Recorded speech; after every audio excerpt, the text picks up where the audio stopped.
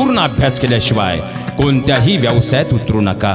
याचं कारण असं आहे, आता बऱ्याच ठिकाणी कपड्याची दुकानं आलीत।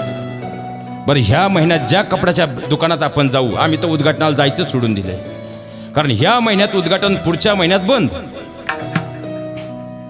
फक्त कोणातरी ब्रँड आणायचा, मग ते 2 दिवस गोव्याला ट्रिप घेऊन जायचं आणि त्या ब्रँड विकण्याच्या नादामध्ये स्वतःची माती करायची।